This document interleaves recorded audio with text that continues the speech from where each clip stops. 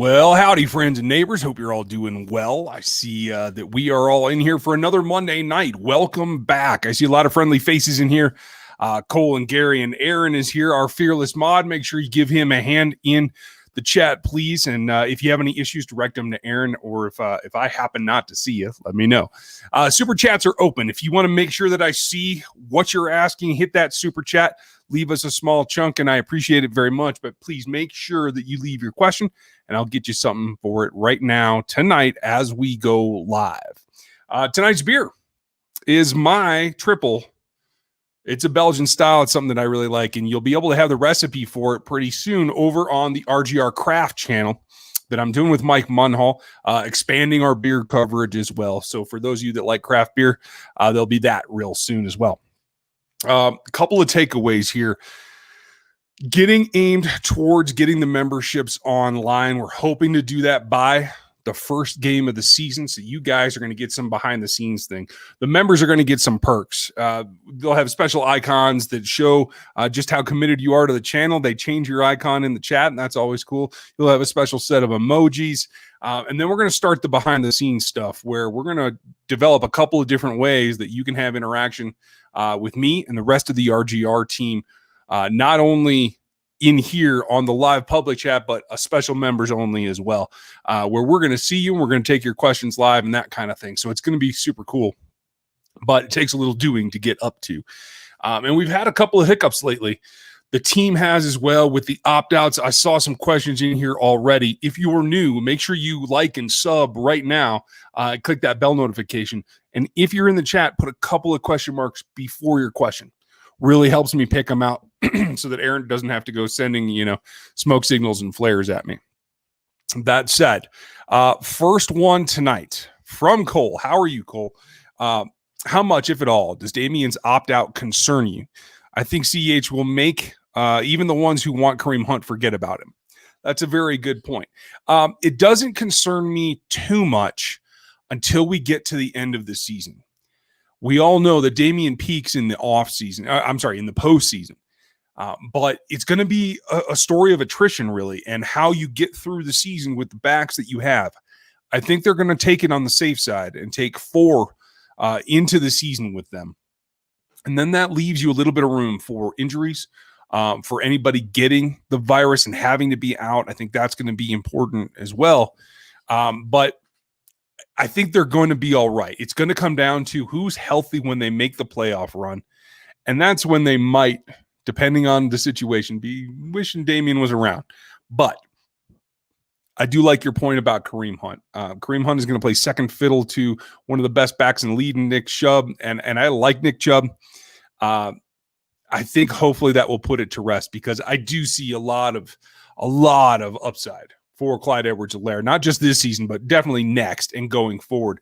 This is a tough year to be a rookie, man. So while I think his natural ability is going to lend to him playing better than, say, the defensive rookies, definitely look for him to take an even larger step forward next season. Great question, Cole. Glad you're back. Let's see. Who's next? Oh, Scott, man, I just want to point out, Aaron does a great job.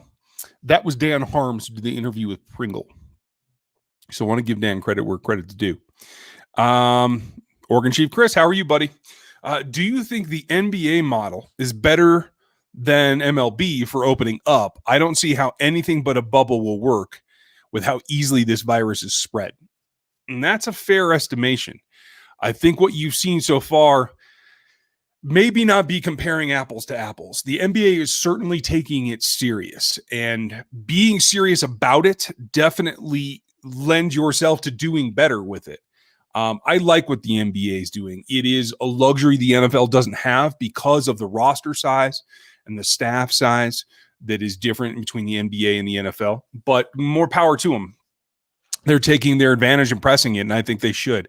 I hope that it continues.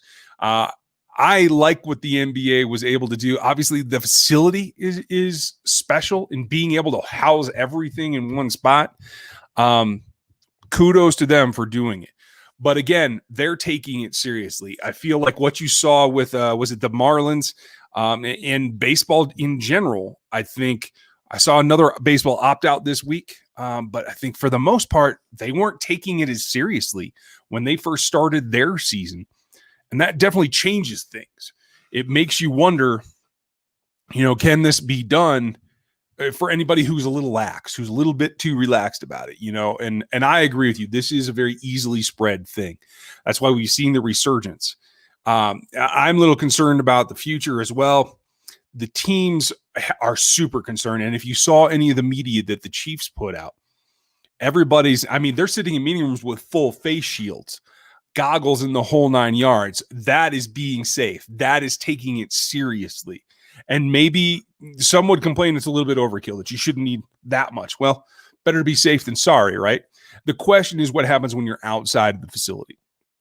And so the bubble definitely helps when players are moving around. As long as they're all within and they're all contained, then moving around, to eat, to generally socialize, even if it's distanced, that always helps if you're inside that bubble.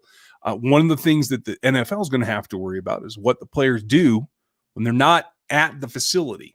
And that's going to be an ongoing thing because the sheer size of the NFL and their rosters is just not conducive to trying to do the bubble, I don't think. I think it's going to be an interesting up and down season, but hey, great points. We'll see what happens with Major League Baseball. I'm not so sure about them. Let's see who's next. Napoleon, welcome. I don't think we've had you on before. If Niang and Osamele become the starting guards, can we expect to see more running between the tackles and fewer screens in the offense? You would have to. Neither is very get out and run as much. And I'm okay with that. I don't know that it converts to running the ball more. I've looked for everything that I can find in the last couple of years to convince me that Andy might run the ball more. And yet every year, Andy Reid consistently ignores what I'm saying. So I can't think that that's going to change. But certainly when they need to, I think that may help. Now, what I've seen in Niang's film in college, he was not like a super drive the guy off the ball type guy. He definitely is a tackle. Even though he's got a nasty streak and he's got good size, he's got a little bit too much up front in the gut. He's got to lose a little bit of that. That might help him at guard, but he's definitely more of, I think, a guy that moves well finesse-wise in setting his pass depth chart, his pass sets in their depth correctly. That was one of his strengths on film to me. So that doesn't exactly translate to guard. So I don't know if you can expect the same kind of performance from Niang inside. We're going to have to see. It's going to be a transition. That's why they're going to give him a shot, and nothing is guaranteed. So I think that's perfectly fair. Now, running between the tackles, I think honestly that might work. But again, he's a very tall guy too. I don't know how getting underneath, especially when you look at some of the smaller interior defensive tackles. Pecco's out in Denver, but some of those type guys, it's difficult to get your leverage and get your pads down enough. So we're going to have to watch that as well. But the thing that would help, Assembly definitely is more adept at the power game, at moving guys a little bit. But the big thing that might bolster the run a little bit is that Clyde Edwards-Helaire is good at it. He's got kind of that smaller frame, kind of like Darwin, who we saw get some short yardage things done by squeezing into smaller gaps. But he's also got a lot of drive. We saw him move piles at LSU. And I think that bodes well for them running the ball a little bit more inside too. So it's a combination of things. I'm just going to hold my breath and hope that it works out. Who is next here? John Cook. I think you're a first-timer too. Welcome aboard. Which NFL team has benefited the most from this unique offseason? Which has benefited the least? Oh, man, that is a very tall order. I feel like the Chiefs are one of the ones that did the best by returning as many as they did and having that continuity. Clearly, I think the same can be said for Lamar Jackson in Baltimore. Got a few new wrinkles, but a lot of the same, and he's got more support on defense, so I think that's helped him. Second year in that offense. I think getting Drew Brees back and getting a solid backup and adding some things down there as well is again taking him a little bit forward as well. I feel like the Saints took a step forward. Conversely, anybody who has to play a rookie quarterback is in trouble. The Chargers are in trouble. I think their defense is going to be very good. Top 10 would be my guess, but I don't know how much points they're going to put up. It's going to be difficult. Just not having those reps. Now, the situation is a little bit different in Miami because Tua doesn't have to start. You have Fitz. So, in fact, the way that their offensive line is falling apart, I don't know that I would want to start Tua anytime soon. He's cleared, and they said, I think Brian Flores said the other day that he's going to do everything that they plan to ask the quarterbacks to do, but I wouldn't want to start Tua if I'm them. I would want to lean on Fitz, who can not only dissect visually faster because he's done it. I don't care how good you are at college. The NFL game takes more visual acumen, more dissection pre-snap. And I think that Fitz has the advantage there. Any veteran would, but he also is pretty crafty about moving around the pocket. And I think he's going to see some pressure. So, I mean, those are the two off the top of my head. I can't say that the Jets took much of a step forward. I don't feel like they helped Darnold enough. I don't feel like the Jamal Adams situation, while it will look much better in a year from now once they've used those draft picks, right now I don't think it does. Although that's not to run down Bradley McDougall. He was here in Kansas City for a little bit. He played in Seattle a lot, and I like what he did. So rock chalk and more power to him. But they definitely, I think, are on the uphill battle. Even in their division that without Tom Brady should be a little bit better, and especially looking at what the Patriots have done. And the Patriots are another thing. It's not that the offseason has really hurt them much. It's the opt-out. It's the fact that they have a lot of players that they've paid quite a bit of money, and they just don't have to play as much. They've got rings and they've got paid. That makes the scenario completely different in the NFL. Oh, and that's not to say I forgot about Mosley as well.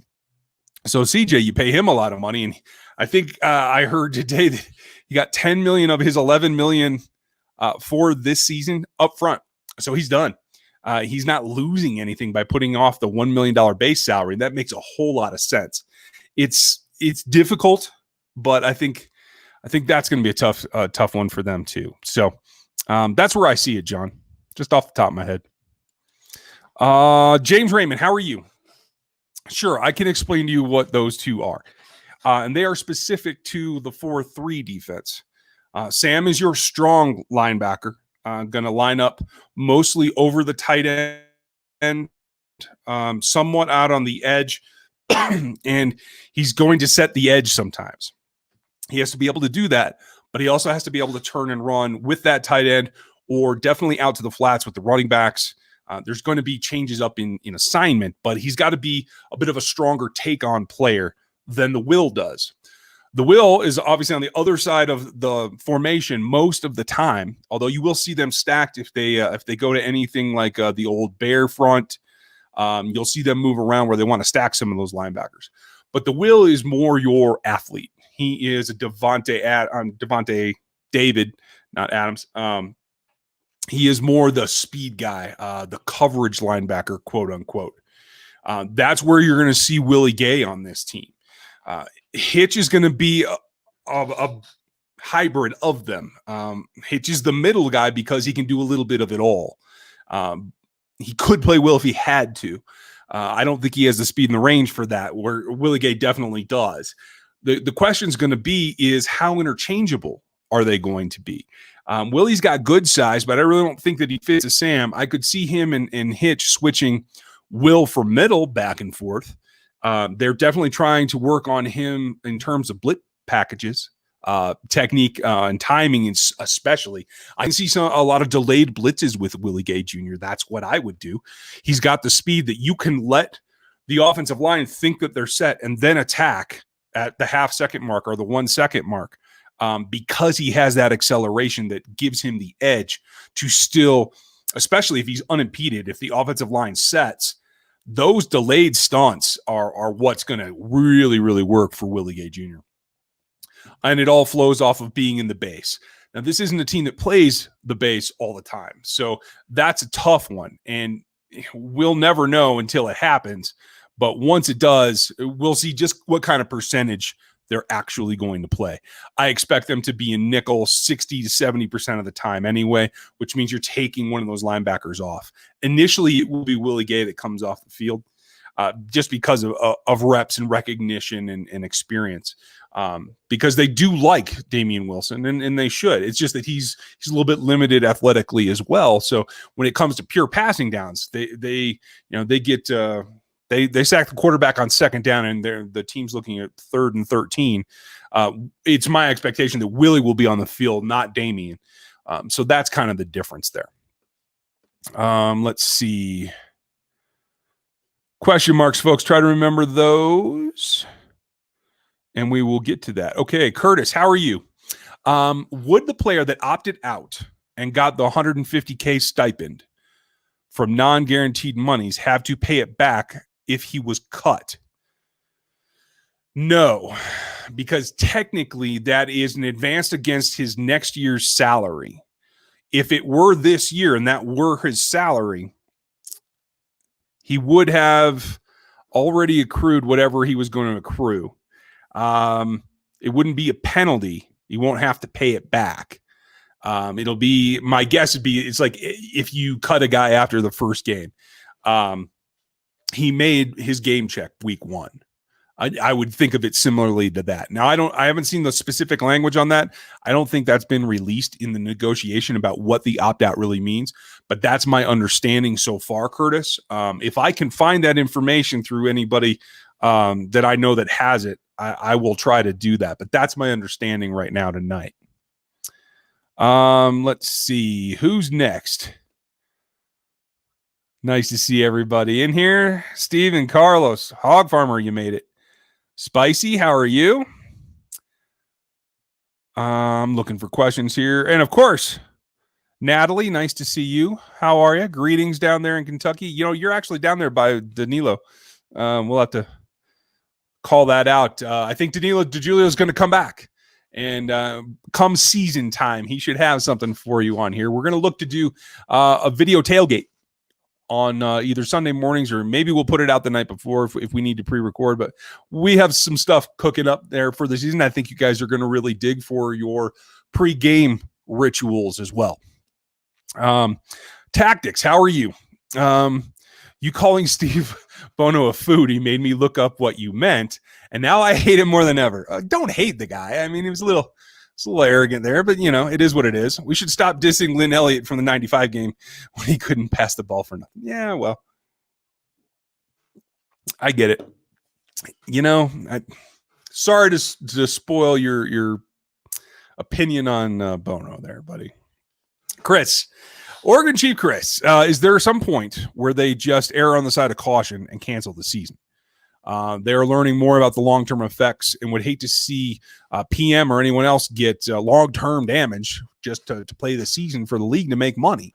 I do think there is, a critical mass in terms of infection. I think it's really intriguing what we just heard today, actually, and we put this on the podcast, Chris and I. And folks, if you haven't heard the Locked On Chiefs podcast in a while, that's 5 days a week. I'm on there. My co-host, Chris Clark, and I got back together, kind of took the summer and split ways because of schedules. Now we're back together. And we talked about this today, that Doug Peterson has COVID. He was that was just released today. I don't know exactly when he was diagnosed. Supposedly he's mostly asymptomatic and he's quarantining, but your head coach has it now. So that knocks everything down a notch, where the coordinators have to step up. He can still communicate if he's feeling well, but he can't be in the building. He can't do any actual coaching. So, I mean, for Wentz, that's important. Carson Wentz is a good quarterback. He still needs his coach to coach him, especially because it's Doug. The situation would be the same with Andy. If Andy Reid is over 60, he's a heavier dude. Quite frankly, he's pretty jovial and likes to joke around with people, so I could see how there's an interaction there. I mean, the Chiefs have to be concerned about Andy Reid's health in this whole thing. If he were to get sick and have to stay home and be quarantined, he would still communicate via Zoom or whatever, like we've seen them do in the press conferences all offseason. But that would make it difficult. And as good as Patrick Mahomes is, he still benefits from Andy Reid being in the room and coaching him. So it's more significant than I think. A lot of people are concerned about that. And so that leads me to, if a head coach can get it, I think we're going to start to see a lot more infection. And here's the thing, unlike basketball, that once you get in the bubble, you're pretty clear because you're not leaving the bubble, right? Well, the Chiefs in the NFL can't do that. There's just too many people. So this is going to be a constant source of possible reinfection or spread as people, you go to practice one day and you're perfectly fine.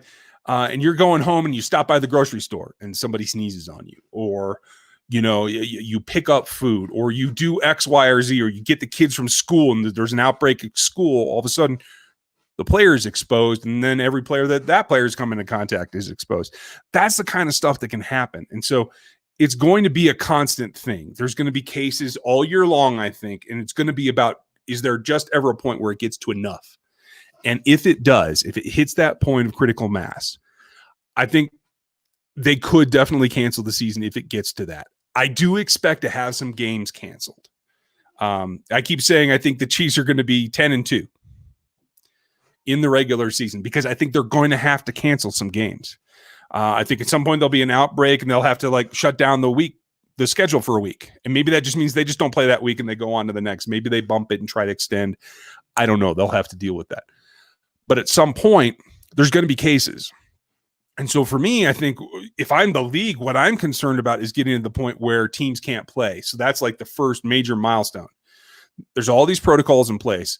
And Rick Burkholder and the Chiefs are among the leaders in getting this done. They had the first IDER plan approved because they took this seriously from the get-go. They are serious about going back. Like the title says for tonight's Q&A, they are primed to go back on this run it back. And if they can keep themselves healthy while everybody else has a couple of injuries or more opt-outs, they're in that much better a position. So they are very serious about it.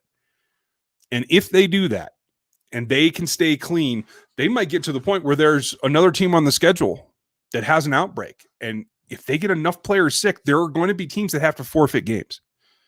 And that's exactly what I see coming. There's going to be games that are forfeit. Now, that doesn't mean that a week is canceled. And so maybe the 10-2 thing doesn't add up, right?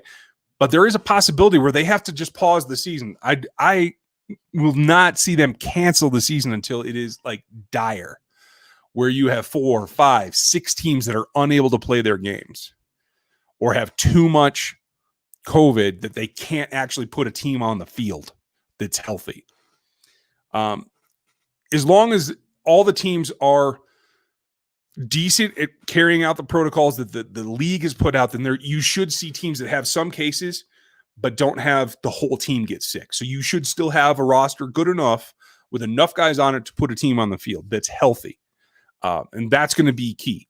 There are some teams that aren't going to be as good, that are not going to be as good at doing it. That's going to be the question mark. And so if you get to the point where you have, one team forfeits a week, okay, another team another week. But if you get to the point where it's 5, 6 teams that are forfeiting games because they can't put a healthy team on the field, I think that's when the NFL is going to have to take a stronger look at it, at possibly shutting down the season for a 2-week period. I think that's going to be the gold mark because that's the quarantine time. That's what everybody says. If you do have an infection, that's when you stay away for that quarantine time. So I think everything's going to go in kind of 2-week increments once things get going. And if they get to that point where they have to do that back-to-back, you could see a season cancellation. You're right. And your main concern about the long-term effects is that's absolutely the biggest problem with this virus all across the board. So we don't know enough about it. It's not just we don't know the long-term effects. We don't know how virulent it is. We don't know what does and doesn't work in terms of its prevention. Right now, that's what the masks are for, is just to try to keep the contact spread. There'll be other things that can actually narrow in later as vaccines are developed. And I know there's some studies going on with some good ones. In my industry in healthcare, we pay attention to that. So there will be good things that come from it, but it's going to take a while. And until we know all that, that's going to be the big question. Long-term effects is going to take years to know. We can see some now. You can see things that people are reporting on social media, reporting on some news sites about having recovered from it a couple months ago, and they're still feeling the effects. And so you're very right to be concerned, Chris. And I appreciate you bringing that up. Cody Swain, can Clyde carry the load? Back to football. Yes, thank you. The load's going to be the question mark. Now, we say running back by committee, and for some teams that means an even split between 2-3 guys. Andy's version of running back by committee means that one guy doesn't get all the carries. If Clyde does 75 to 80% of the work, I think that's a number one back, and I'm certainly comfortable with him doing that. He needs some spelling. And quite frankly, he might not be able to do that right away. So I think Darryl might start early, and then he'll get some relief. And eventually that balance will shift, because as much as I love Darryl, and you guys know that, he's not the explosive type guy that Clyde is. But I do like him as that second punch, part of a 1-2 package. An all LSU backfield is what I'm seeing for this season. Now, that's not to say that Darwin can't contribute and that DeAndre can't contribute, maybe both of them. But it's going to be about spelling people as they go through. So carrying the load for me, Cody, is 75% of the carries. He might get that. Yeah. And for me, I think he can definitely do that. Unlocks the offense even better than Kareem. Yeah, he will. And honestly, this will, like we said earlier, this will probably and should make the Kareem longing dissipate. Adam, how are you? Even though he didn't suit up for the team last year, were you upset that they cut John Lovett? I mean, not upset. This is a Super Bowl roster. So having an H-back is a luxury. But one that I really wanted. I'm disappointed. I wouldn't say I wouldn't say that I'm upset, but I am disappointed, especially when he's picked up on waivers. He didn't hit the open market. The Packers want to have him help Aaron Rodgers, who, I mean, if you're going to compare Pat Mahomes to anybody in this league, who's closer to him than Aaron Rodgers? Arm talent, ability to escape the pocket, cerebral. I mean, there's a lot of similarities there. And to have a catch-all tool like an H-back that can line up at full, can line up at tight end, can line up at wide receiver, all of which I believe John Lovett is capable of. I'm really excited for his future. And I love the idea of a quarterback becoming an X factor. That's what I'm really pumped for. I will just be a little disappointed more so if it happens to be for the Packers. So I'm still pulling for him, but yeah. Good question, Adam. Thanks for bringing that one. Testicular. Why weren't we able to hurt? I'm not going to say that word because YouTube will probably ban me. The Patriots, like the Texans and Ravens last year. Part of it is there is an intimidation factor. When you have so many rings, you got to put them on two hands. That's subtle in the back of players' minds. But also they're a well-coached team. So that happens to be part of it. That and the driving force of the quarterback still being there with the offensive coordinator, they were able to put up points, and points obviously are what keep you in games. So I think that's going to change this year, and I don't think you have to worry about it. Excuse me. All right, Gary. Who do you think will be the rookie of the year for the Chiefs? Always with the good prediction questions, Gary. I appreciate that. Wow. Right now, I have to say Clyde. Clyde gets to walk into the starting spot that we didn't think he was going to have right away, and he gets to be him. And there's a certain advantage to any offensive player being able to just walk in and do what they do. Yes, he has to understand the protections. That's one thing that will slow him down and keep Darryl on the field, at least at first. And yes, he has to understand how things work, get the terminology. But at the end of the day, he's going to be handed the ball or thrown the ball, and then he gets to do what he does. And I think there's an inherent advantage in that versus Willie Gay Jr. and L'Jarius Sneed and Bo Peep Keys, and even Mike Dana to some extent, although I think Mike's got a little bit more straightforward role. Those other guys have a lot of adaptation to do. And so not only are they rookies, but they're on defense and they're going to have to learn a lot. So I think that puts them at a disadvantage. So I'm going to go with Clyde. Cody Swain, another good question. Do we sign Devontae Freeman? Now, I'm not sure if you mean will they, as in am I predicting, or should they? What do I think? So I will tell you this. I don't think they will. There's not much cap space. It's a little over 11 right now. In case of emergency, that's not much. And this year, being with the virus and everything, I think in case of emergency is a little bit more important. There's a rumor going around. You guys know that the rumor videos are interesting. They're fun to make, and people seem to dig them. So I'll do another one of those this week, later in the week, and Devontae will be at the head of the class. The question will be, should they? And I think I'll save that for Thursday. So check out Thursday's video, and I'll go through that. He'll be first and foremost. Likewise, make sure you check out tomorrow, because speaking of Clyde Edwards-Helaire, Dan's got more film on him tomorrow. He's got that cut up and ready, and that will come out tomorrow afternoon as well. Let's see here. Okay, next question. Info apocalypse. Why do teams take players like Hill and Peterson away from return duties?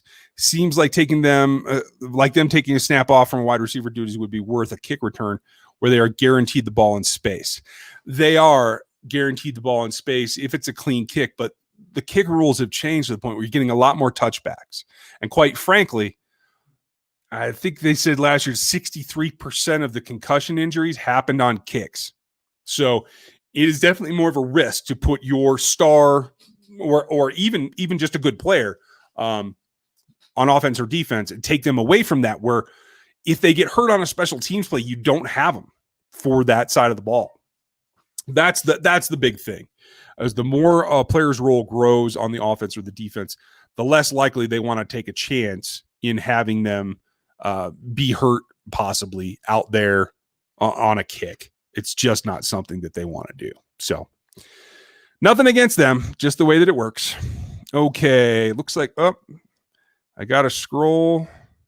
Oh, looks like I can't scroll that far. Okay, if I miss your question, you guys, I'm going to jump to Carlos's question here, but if I miss one, come back to me.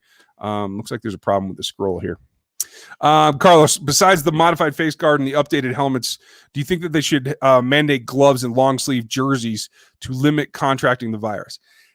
The gloves I like, except for the fact that in game they're not going to help you, because the reason you wear gloves is so that you can contact something and keep it off of your skin in case you have cuts or whatever that it could get in. But the problem is you don't want to put it on your face. And yes, the face mask and visors will keep that, but they come off the field, they lift their helmet off or whatever. You can scrape your face, you can get it near your nose or in your beard, and then you're breathing it in. So I don't think they'll actually be a deterrent in keeping people healthy. So that's the big thing. The sleeves might help a little bit, but again, it's just for like open wounds and cuts that you get while you're, rushing or whatever. Steve Concepcion, tougher training camp, Andy or Vermeil? That's not much of a question. They were different times. I will say that. I can't say it's just because Dick wanted to go pound the snot out of everybody. I think it was just a different time. Steven, is our defense feisty? Part of it is. What do we have to become feared? You got to knock them out. You got to not just stop the run enough to not let it hurt you. You got to dominate. That's how you get fear. Right now, you have a couple players that are dominant, and certainly they are feisty in Frank Clark and Chris Jones and Tyron. I can't say that I feel that way about anybody else. I think all the rest are improving, but no one's scared of Anthony Hitchens. No one's scared of Derek Noddy. They might not want to run at him, but they're not afraid of him. You know what I mean? So that's the different factor for me. I think Willie can bring some of that. I think Snead can bring some of that. I want Juan Thornhill to take the ball away more. And if he's healthy, then I think he can be at the back and kind of hawk it up a little bit, and then he will have fear as well. Obviously, the offensive side of the ball is completely different, but that's where they're at now. Tactics. I hope Damien taught the Fresh Prince of Hilaire. I like that. Or Hilaire. I got to stop pronouncing the H. Some dance moves. Maybe he can break into the Carlton dance. I don't need to see that, although he probably dances better than me. So, okay. Pie Dessert, thank you for the super chat. I appreciate it, as always. You've been with us for a year. That's awesome. The last rumors where you call out the clickbaiters was perfect. Okay, well, I appreciate that because honestly, I'm a little annoyed at the clickbaiters. I got a couple of comments like, why are you wasting your time calling out other channels? Just do your content. Well, it's my content. I've been here. These new, super sites that want to just throw somebody who doesn't know the team and call it a Chiefs channel. It's ridiculous and it pisses me off. So I'm going to call them out on it. I will keep telling it like it is. I guarantee you that. Thank you very much, Pi. I appreciate you and the super chat. Robert Lane, do you think if there's an antidote for the virus,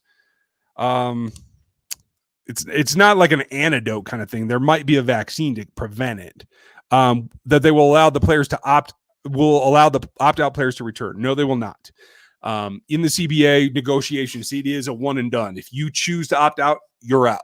Not going to happen, not going to come back, even if there is some kind of medical discovery later. And the thing is, the word antidote is interesting that you use that one because a lot of folks think that like there's a way to just make it stop spreading, and there isn't.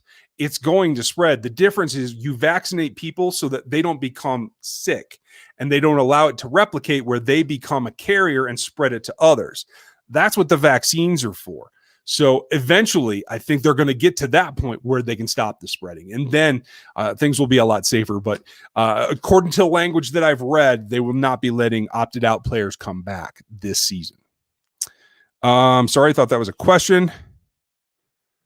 Thank you, Aaron, for running this joint. I appreciate it. Daryl Miller, I think no preseason is going to get some of our guys injured. Definitely. There's going to be more tweaks. And I don't think it's going to be, earth-shattering injuries. I don't think you're going to see a ton of Achilles tears, but you're going to see some strains. You're going to see hamstring pulls. You're going to see quad injuries. There's going to be a lot of explosive-based pulls, basically. Soft tissue stuff, which is recoverable from. So I think it's inevitable because of the lack of training. You're absolutely right, but I don't think it's going to be the end of the world either. Pie Dessert, thank you. Does the Clydesdale have McCaffrey level impact potential? Could anyone? That's tough, and I like that name, Clydesdale, by the way, because he is kind of thick in the lower body. I do like that. It's difficult. He was very good in college. I would say that McCaffrey was still a little bit better in college in terms of production. McCaffrey's definitely evolved and taken a few steps forward. I think that potential is there for Clyde, not this season, but I do think he can have a similar impact. He doesn't have the same breakaway speed, but I think he can be the same kind of workhorse. And you saw them give a big contract to McCaffrey. I don't think the Chiefs are going to ever do that, you guys. I think we have to prepare ourselves for either cheap second deals that the players are willing to take, or you're going to see rookies play there 4 years, 5 years, and then move on. Because it's about balancing against the Mahomes contract and the Clark contract and the Jones contract now. Great question. Chris Smith, how are you? Should we be excited about Taco Charlton's potential this year? I think so. This is kind of like a thing where he's been good in spurts. And this is taking him back to college where Frank was one of his teammates and one of his mentors. And I think Frank's gotten better since he came in the league. Now he can pass that to Taco and kind of catch Taco up because I don't think he's fulfilled his potential yet. So I am excited about him. I could see him being the guy that is the primary outside pass rusher opposite Frank on third downs eventually. I can't say that's the way it's going to start, but I think that's the way it's going to end. Kedrick, how are you? Anything on the kid out of Washington, Andre Baselli? Dude is fast. Yes, he is. He's also pretty small, and he's got a big road to climb. I'm not sure. I could see them keeping him as a returner, which means he's kicking out Dieter. He's kicking out Fortson because it is Hill, Watkins, Hardman, Pringle right now. That's it. Anything beyond that's kind of a toss-up. I think Fortson is a guy that should be on the rise.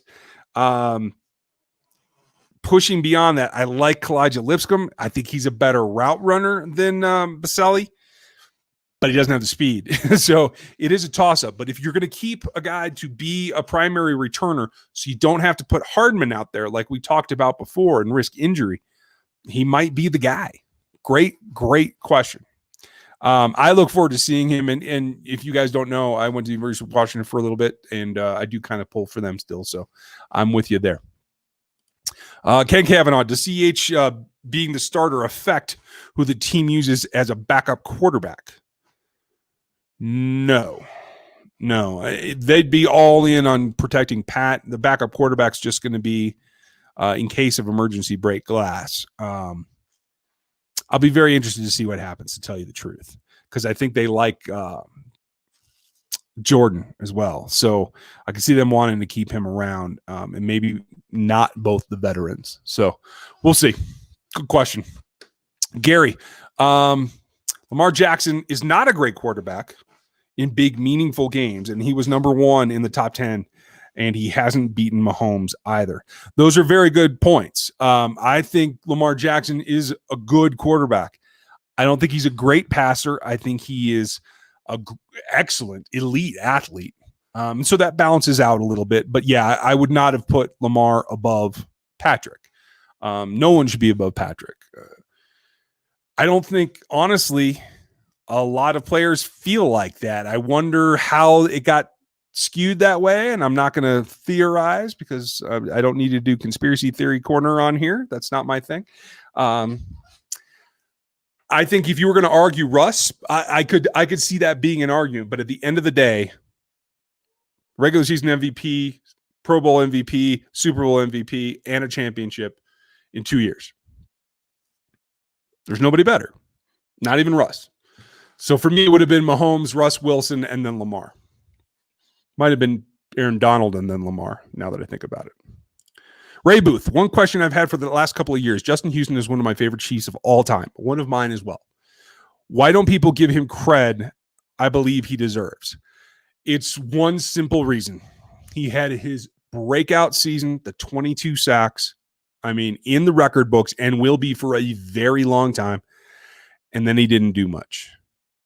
Not necessarily due to his own. He was significantly injured. Those were legitimate injuries. But when he was healthy, quote unquote, he really didn't push. And I think, quite honestly, having a backup defensive tackle kind of push you on camera where the fans can see it because you're not really putting out like the superstar you are, that leaves a bad taste in fans' mouths. And I think that's what it is, Ray. I agree with you, though. I love Justin Houston in his game. I wish he was a little bit more vocal, a little bit more engaging of the fan base, but he's not. That's just who the guy is, and it is what it is. He is a very, very good player, and will go down as one of the best pass rushers in Chiefs history, no doubt. Steve Concepcion, we had to cancel our youth football season where I live. Our youth football league still continuing stateside. There is not in my area. They have canceled the fall sports in I can't say in all of Colorado, but in the foothills region where I am, they have canceled fall sports, any contact sports. Yet to be seen if they're going to play a late basketball season or something like that, but we'll find out. I can't say. I haven't been monitoring junior high and high school sports, though. So if anybody knows, would you let Steven know? Neil, why do we keep Henny and not Moore? Moore is back, by the way. I don't know if everybody caught that. They did sign Moore back, so he's back in there too. And I agree with you. I would have kept Moore. I think he had proven what he can do. I think Moore's a little bit older, and I'm not sure how bought in he was to playing. I'm not sure if that's why he didn't resign for that long, or if there wasn't the interest or what it was. But I think when it comes down to playing on the field right now, after last season, I think you have to put Moore as the primary backup, and maybe it's Henny that doesn't make the roster. I don't know. That's one of the main things. In fact, I'm going to do a series of videos here the next couple of weeks about some of these weird decisions that we don't always see them face, but they have to decide. I'm going to call it verses, so look out for those. And that will be one of them. Milt, thank you for the super chat. I appreciate it. You guys are rocking it tonight. How concerned are you with the spread of COVID in the NFL? Like I said earlier, I think it's gonna happen. So I won't be shocked. I will be concerned when it gets to the point where multiple teams are having that kind of infection, because like we talked about earlier, we don't know what the long-term ramifications are. And there is a thing in the NFL. You have on average a four-year career, and you got to make all the money you can make. And so I understand the impetus to get that going. But I don't know if it leads to lung scarring or something that's going to bother you the rest of your life. It's kind of the same situation as CTE or guys that have multiple knee surgeries. The Mark Schlereths of the world, that if he had stopped a couple years ahead ago, he might actually walk into his 70s. I don't know. That's a tough call. And you bring up a really good point there. I'm concerned, but I don't know where it's going to go. Ponaquai, aloha, how are you? If you have a chance, I just put in an order from Honolulu Beer Works. If you're in there next time, make sure you say hi for me, will you? I think you're on Oahu. I can't remember. You're not actually on Kauai, I thought. But if you aren't, next time you go to Oahu, let them know, would you? Your question. Do you see Devontae Freeman as a viable and reasonable contract signing? Viable, yes. I do feel like he got healthy. I actually ran him in fantasy, and he scored a couple of good points for me. The contract's the thing. I theorized yesterday on the show on the Locked On Chiefs, maybe $4 or $5 million you could really spend if you had to. I'd rather see that go to a corner like Logan Ryan myself, than a running back that would take carries away from Clyde. So given that you have Hill and Watkins and Kelsey and Hardman, I'm less apt to go out and spend that on an offensive player than I would on a defensive player. And quite frankly, I don't know if Freeman would even play for anything less than 8 or 10. And I won't spend that on him when you only have 11 to spend. And I don't think the Chiefs will either. Good question, buddy. Who do you think will get the punting job? They cut one of them. It's Tommy Townsend. Is that his name? He will be the punter. That gig is up.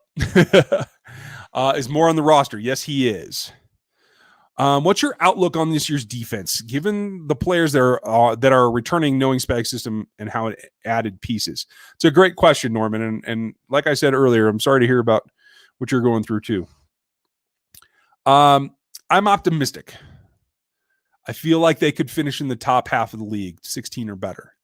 Again, like you said, knowing the system goes a very long way, and now they have a little more athleticism to go with it. It's going to be about the learning curve. So I'm going to hold my breath, but I'm feeling pretty good about 16 to 12 maybe. And I think that's going to be perfectly great. Hot and spicy. Jadeveon Clowney and KC. No, thank you. I don't trust him to put out. Even last year when he was in the contract year, I don't think he put out well enough for what they paid him. I would not touch him myself. I don't think he's a team first guy to begin with. And he is very well rounded. He is not Dee Ford. He's good against the run.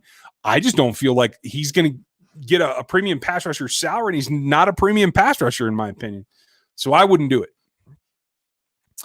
Let's see. What do you think about the new safety? Is he another Armani Watts? I don't think so. I think Armani's better. He has played for another very good team in the Seahawks, so there is that factor. And I think he could play in a pinch, but I like Armani, and I like his playmaking ability. He's got a nose for the ball, and he's just had a rough go with the injury in his rookie year and then the follow-up last year. Like, I really want to see them give Armani the lead at free safety until Juan comes back. And I'd like to see him in some deep coverages after that as well. I think Thompson's insurance at this point is my thought. Does Clydesdale have... Okay, I got that one. I was just slow on it. Pie. Sorry about that. Rick Kendall, do you think that Andy Reid walked into the showers at halftime of the Super Bowl eating barbecue and Shane Mahomes and Hill to success? No, I don't, and I'm not even going to say those other words, Rich. Bonneau, what pair of offensive tackle bookends would you say are the best in the league?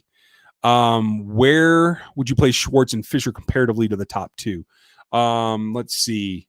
Is it McClinchy and who in San Francisco? They're pretty good. Man. Ramczyk and now it's escaping me. I'd say they're probably up the top. I would put as a pair, and I do think Schwartz is better at his job than Fish is at his, but I think Fish is very good. I would put them in the top 5 to 7. That would be my thought. David States, thank you. Appreciate that. Is it just me, or does Willie Gay remind you a little of Derek Johnson? A little bit. Just in terms of being a good athlete and getting to the point of where they can get out of a tackle. I think Willie could take on a little bit better. I think he's got to learn to duck blocks a little bit more like Derek. But I also feel personality-wise, they're complete opposites. Derek Johnson was a humble, methodical guy. I feel like Willie's an explosive, trash-talking, back-it-up kind of guy. And the question is going to be, can he stay assignment sound while he's doing all that? We're going to find out. And I'm optimistic about what Willie Gay is going to bring to this defense. So don't take that as me running him down or being worried about him. Not at all. I think he's going to be good. And honestly, I think they need more oomph from the linebacker level. 65 TPT, how are you? How Speaks coming into camp and his weight loss? I don't know what he weighed in yet. We haven't gotten that information yet. He looks trimmer to me, but I can't say that I know what that means. And quite frankly, when you drop a lot of weight, you often lose strength. So we have to see. We have to see how he actually performs. If he's healthy, I still feel like he can be a contributor. Obviously, he lost a year, so he didn't progress. Tano Passanio has pulled ahead of him when I thought the two were even going into camp last year. But he still has upside. So I'm happy to see it. I hope that he comes in motivated and he can actually get the job done. We're going to find out.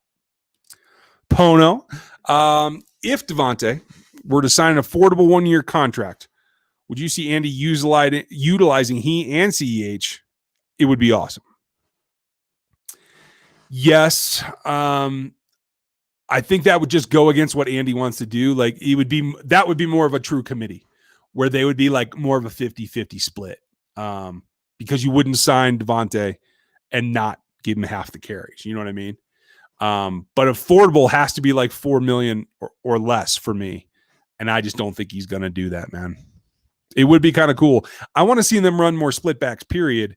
But I got to tell you, I'm excited to see Darryl get more touches. I think Darryl's going to be healthy. I didn't remember this, but Chris reminded me that Darryl said if they hadn't done the IR thing, he felt he could have played in the Super Bowl. That's a missed opportunity. I got to think Darryl's hungry, and I pull for Darryl. Healy, how are you? Do you think that Pat will be protected with the O-line that we have now? I mean, as much as he was last year, sure, yes. Losing LDT is real. It's a significant loss. The question is, if Osamele's back, then he's a replacement on the left side, and I think he's going to be on the left side. The Chiefs haven't said.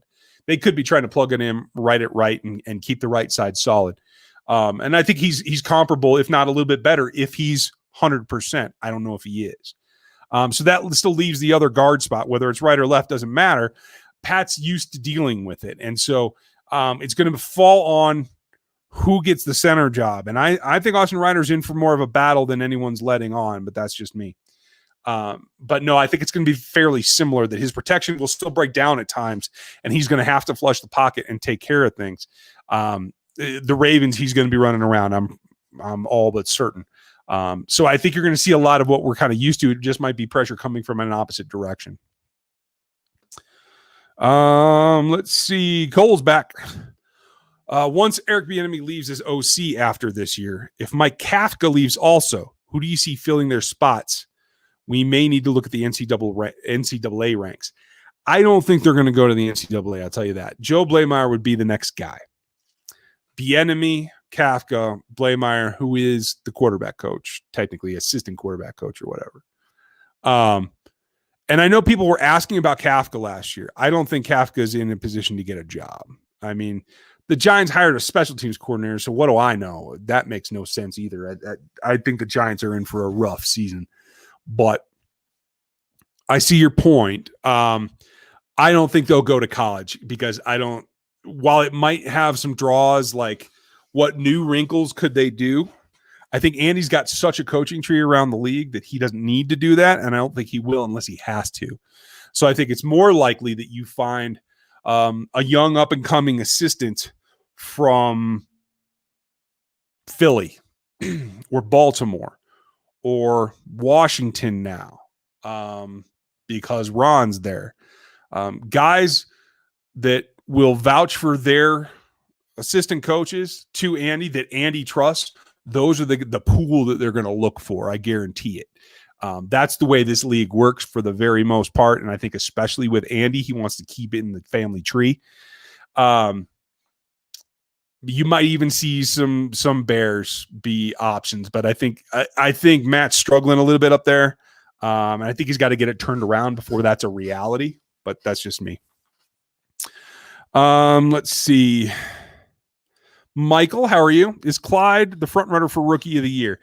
I don't know about a front runner. I mean, a quarterback's always going to be a front runner. I think this year the running backs got as good a shot as any year in recent history. But you also got to consider you got Judy and Ruggs and Jefferson. I mean, there's a lot of good wide receivers in this rookie class, and some of them got some good quarterbacks throwing to them. So while it may not be an AFC West, I think you could see a wide receiver be up for that as well. But now without Damian, Clyde definitely is in the top 5 of consideration. We're just going to have to see what the offense looks like. Ray, how do you think not having fans will affect teams? I never know if it's an let's see. Effect is the noun. Affect is the verb, I think. I don't know. I can't spell for nothing. So I think it's going to be different. I know that, especially for the Chiefs at home, they draw energy from the crowd. How much of it is probably a player-by-player basis, but it will affect some. You might see, quite frankly, because of the offseason, you're going to see sloppy play for the first month anyway. Even after that, I think you're going to see sometimes that are just kind of lackadaisical. It's going to be about self-motivation and coaching motivation. And again, that's an area that the Chiefs have an advantage in. There's no way around that. Let's see. Who's next? Michael, any info on what percentage of Arrowhead seating will be used?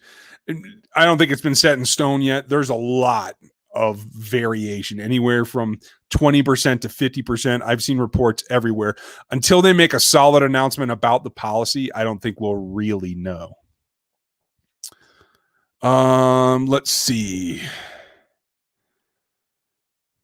Yeah, I only saw one thing from Aaron there. Folks, let me tell you this, especially if you're new to the channel, appreciate you being here. Sub, like, do the whole 9 yards. Politics isn't part of this, though. So let's leave that stuff outside. We try to talk ball here. Let's see. Curtis, do you see where Jason McCourty was mad at the NFL for trying to change the last day of opt-out, trying to limit people from opting out, even though it's not hasn't been completely agreed upon by the NFLPA? I hadn't seen that. A couple hours ago was the last time I looked, because we recorded the podcast and everything today. So I had not seen that, but I can understand, like, moving the date up is troublesome for the players. They want to make an informed decision and have time to think about it. But that said, there have been players opting out early this whole time. So if you were on the fence and they say today you have till Thursday, you ought to be 90% of the way to your decision anyway. So I can't see that it's going to be a big deal. I know the McCourty brothers are definitely back and forth. So I can understand being a little frustrated, but I can't see being really pissed off, because, I mean, you've seen this coming for a while. Let's see. Oh, slid too far. Hold on. Oh, man, I slid a lot. Okay, I got to start answering fast, guys. We're almost at an hour. Oh, I love it. You guys ask a ton of questions, and I appreciate you putting up with my long answers. What do you think CEH's ceiling is for this year? I think he's still probably 800 and 800. I think coming into this, I thought he would catch more yards than he would run more yards. Now it's going to be more even, and I think he's going to get spelled still too. So Darrelle Revis or Deion Sanders? I would take Sanders just for the upside of the ball takeaways. How long will it take for the O-line to gel and protect Mahomes? Good thing is several of them are back. The key ones, the guy who snaps the ball and the two guys that protect the edge, but it's going to take a while. Like I said, the first month's going to be rough, you guys. Did my internet improve? Not yet, Dwight, but I'm trying, man. I went to this new site that shows the comments and stuff. It also compresses the video a little bit better. So I'm hoping that helps with the video look. But no, my internet still sucks. Cardinals fan. And they just got an entire week postponed because some of the players decided to go to a casino and gamble. Hey, that's crazy. Again, it's going to be teams that take this stuff seriously. So, hey, you'll reap the benefits or you'll reap the consequences. Rich, do Frank Clark and Chris Jones and Honey Badger and hopefully Marvin. I like call him Marvin Gaye. That's awesome. Make a legit defense that we can introduce a Sproles-like runner to Mahomes' offense and repeat the Super Bowl. Yes, definitely. And I don't think it's dependent on Willie Gay Jr.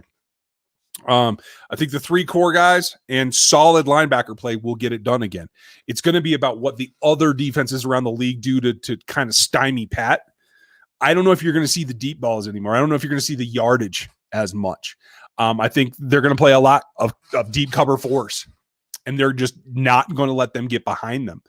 I think you're going to see safeties playing at 20 yards deep, and they're going to make them go to Hardman, to Kelsey, shorter routes from the slots and the inside, and to Clyde coming out of the backfield. I think that's going to be a big plus for him. Curtis, seen where Thornhill and Rankin were on PUP. Yep. Thoughts on their health and condition. I've been kind of saying this all summer, just kind of warn everybody, get ready. Whenever you come off of a knee, especially, there's always a breaking in period. Once you start practicing, it gets a little bit sore. You dial it back a little bit. You build up the musculature around the joint, and then you can move forward again. Without having OTAs, this is exactly what I was talking about, where I don't think Juan's 100%. He's cleared to run, and he feels good, and that's great. But once you start banging on it by running down the field, it'll flare up a little bit. You'll have to back off. You'll have to train more. You got to develop the musculature around the joint specifically, and then he'll be able to come back. So I think it's a delay. I don't think it's anything to be alarmed about. But I don't know that we thought he was going to start week 1 anyway. So we're good. Michael, how are you? Hope you're doing well. Raiders announced that they were letting a player go. They got an offer and made a trade with Minnesota. Who do you think Veach could be looking for a trade in a similar fashion or outright? I think it would be a corner. I think it would be another guard possibly. There was a guard with a lot of experience that was cut in New York the other day. He's not a great player, but he's got experience. So I thought they might be looking that direction, but no trigger pulled yet. There's still Logan Ryan out there. There's still Tremaine Johnson out there. And there's going to be more cuts. So I'm thinking another corner possibly. But I thought they'd draft one too, and they didn't. So take that with a grain of salt. Thanks for the question, Michael. And say hi to the boys. I have new stuff coming, and folks, you guys are going to see some new graphics here pretty soon that are going to look familiar to some, including Michael. Ryan, with all these opt-outs and probably more to come, do you think that there's a decent and exciting season with multiple team stars gone for the year? It could. You never know. That's the scary thing about this disease. We don't know what it does or why it does what it does to certain people. Doug Peterson got sick, the head coach. Sean Payton had it a long time ago, canceled the whole offseason. He kept his guys safe for the most part. If Drew Brees gets it, and he's one of the older guys in the league, who knows? What if 4 or 5 guys get it in Philly? We don't know. It attacks different people differently. Like I don't have any history of lung disease in my family, but we don't know if it affects somebody genetically or pre-existing conditions or all kinds of the stuff. So it's really, that's the scariest part for me, is it's just unpredictable. Mo, who will have a better season, Watkins or Hardman? I think Sammy's going to get a lot of attention after the Super Bowl. I think McCole might be able to sneak up on everybody and do a little bit better. Daniel, if we repeat as Super Bowl champs, do you think people will put an asterisk next to it because of the COVID? They might, but that's bull. Everybody's got the same things. If you're serious about winning, then you're doing the things it takes to win. So I'll have none of it. Carlos, sorry I missed you before. I thought I answered a bunch of them. Maybe I missed one. And thank you, Aaron, for getting this one. Do you think that all these opt-outs are probably more to come? Oh, yeah, okay. So I got it. Sorry, I'm just a little bit late. Johnny, thank you for the super chat. Appreciate it. First time caller. All right. And someday I should probably find a way to do that where you guys can actually call in. We're going to do that with the members, and we're going to have like a Zoom thing. Working on that too.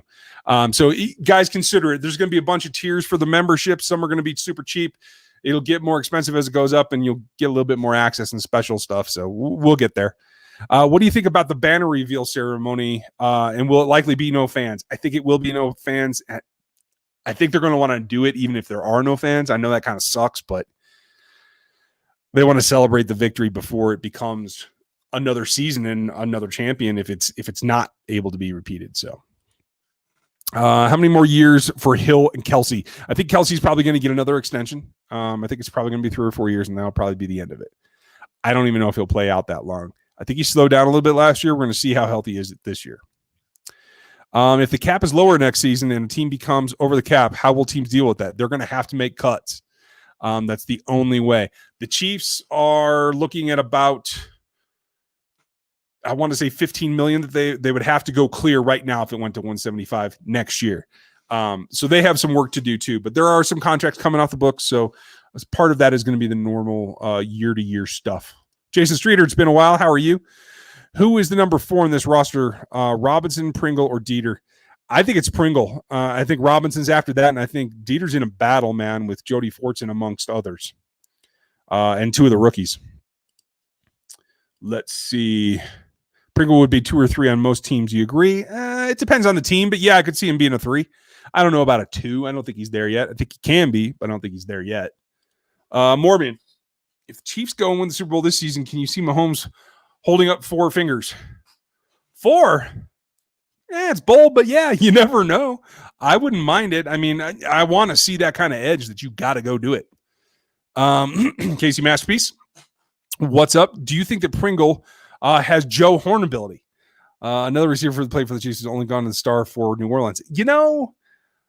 Joe had a lot of speed, and Pringle's got speed. I don't know if he's got as much as Joe. I'd have to go look at their combine numbers.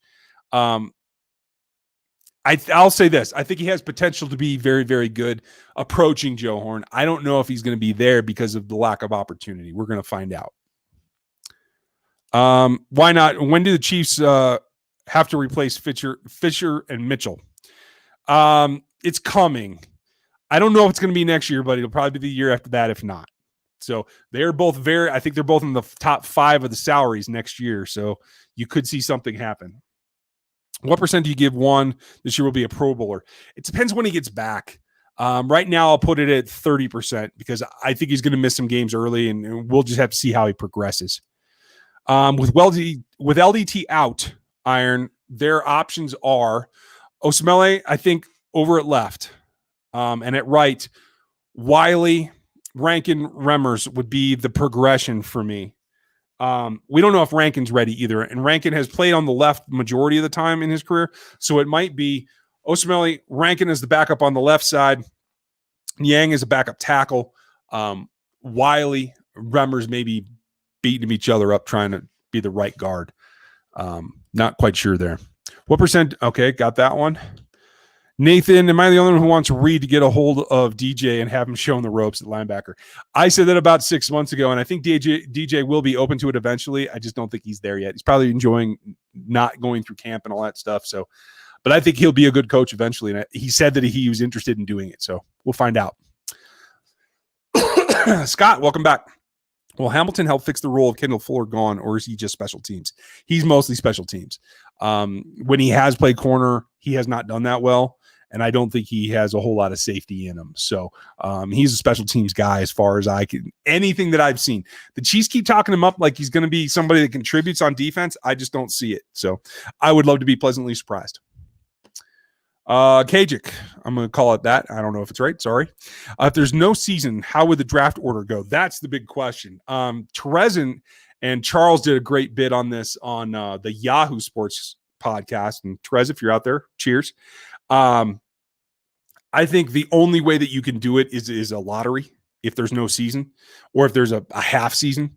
Maybe you go by standings. If you get 6 games or more, you go by standings. If you don't get to that point and you have to call it, I think you have to do a draft lottery, and I don't think you can do it as the whole league. I think you have to take 11 team chunks and then the last 10. So 1 through 11 lottery, 12 through 23 lottery, and then the last. That's what I would do. Is Remmers a solid lineman or injury prone? He's a bit of both, from what I understand. I haven't looked at much of his film because I don't expect him to play a huge role off the get-go. So I know Dan's taken a look at him and came away ho-hum, so we'll find out. Nathan, are we going to go more power line in the interior? It could be. They definitely have run power at times, and I think that'll be an easy transition if that's what is natural for the guards. It's about the guards. I don't think you're going to see Ryder Pullen very much if he wins the job. I like Darrell Williams. I think he might push for the job. I don't know that he's going to pull that much better either. So it's really about the guards. Michael, the Niners picked up Jordan Reid, the tight end, to pair with Kittle. Since Jalen Hurd is hurt. Do you think that we could can or should trade for him? He has Chase Claypool type traits and was the RB1 at the Vols. Yeah, I liked what I saw there, and then he went to Baylor, and I liked what he did there. I don't know about trading for him. No, he's a role player. I'd never give up a significant draft pick for a role player like that. Not when the Chiefs have legit weapons out there. It looks like I just lost power on the other light, so that's great. That means we're wrapping up here, folks. I'm going to shotgun the rest of these, and we'll go through super fast. Thank you all for watching. Scott, with it taking on Major League Bugs, do you think the same outcome could come for the NFL? It could. We're just going to have to see how they deal with it. What current play on the roster do you think would make a good coach or coordinator? I honestly think that Matt Moore could be a good coach. I know he was looking at being a scout. I think he could do that. I honestly think that Dan Sorensen could be a good coach as well. John Carter, in your experience dealing with players, what do you think? Or debating Hall of Fame induction? Or I wouldn't do any of those. There's no reason to expose anybody else. So let's see. Your thoughts on Lovett already being released. Oh, he was released? I didn't know that. Even better. Come back to the practice squad. I love that. Thank you. Athletes, do you think that the NFL may wise up and further expand the team's rosters in response? I hope so. I hope that they just keep it at 75 and they don't cut beyond that.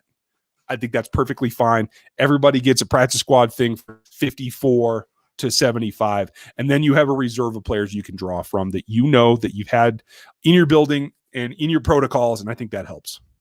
Maximo, thanks for your super chat. I appreciate that. Let's see. Oh, sorry. Clicked on the wrong one. That wasn't a question. Sorry, guys. I'm looking for the question marks, and I'm not seeing too many. So thank you. I want to thank everybody for the super chats. If I missed you, Chris in real life, thank you. I did miss you. Ray Boo, thank you for your super chat.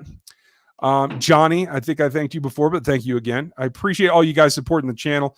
I'm continuing growing. Dan's coming on board more and more. We're going to get to Nilo, looking for a couple other things. So keep it here. We're going to have all kinds of stuff for you.